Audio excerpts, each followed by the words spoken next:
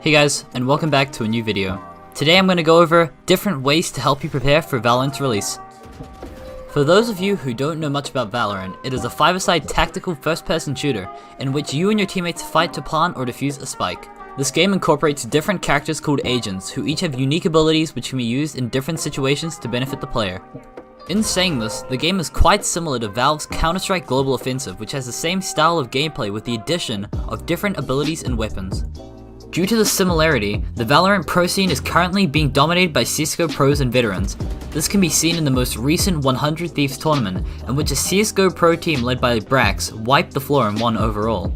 But enough chit chat, let's get into the first method, Csgo Aim Train Maps. Click on the Steam Workshop map link in the description, then click subscribe to download the map.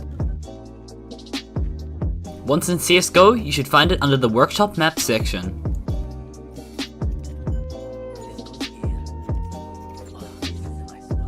This map is a great place to practice flicks and aiming and static targets in order to find your perfect sensitivity for Counter-Strike. You can then play around in Valorant to try and match the sensitivity, and then you're good to go. This map is great because you can not only practice on still, but moving targets. This should help you especially if you aren't used to first-person shooter games. By practicing this at least once a day, by the time Valorant is released, aiming and or flicking to the head should be muscle memory, so get grinding.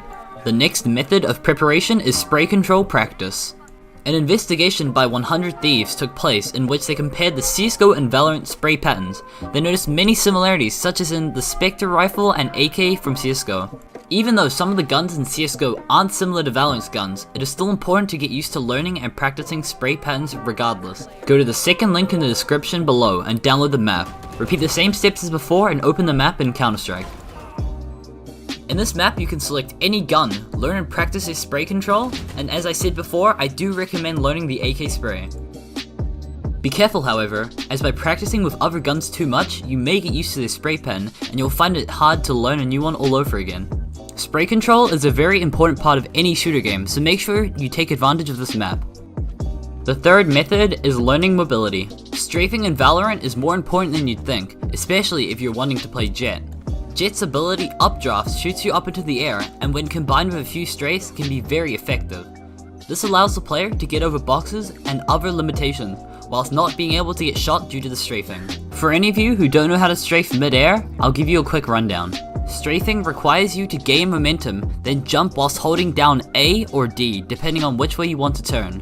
For example, if you want to strafe to the right, you gain momentum, then jump, and look to the right whilst holding down D. This works the other way as well. I'm showing you this in CSGO because it works the same as in Valorant, except in Valorant there is no speed gain during a strafe. Another thing to prepare before Valorant is released is a team.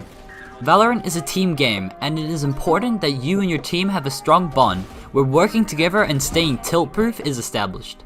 You may think that this is a silly point to bring up, but once you get into the game, you realize just how much having a good team benefits not only the outcome of the game, but your mental well-being as well.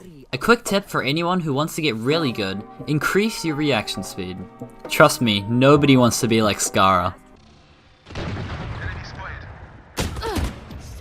Reaction speed or reaction time is very important, as in a lot of situations it can mean clutch or kick. Ways to increase reaction speed include making sure that you get enough sleep before you play, practicing similar games to Valorant over and over again, and exposing yourself to high-paced gaming, which requires you to make actions quicker.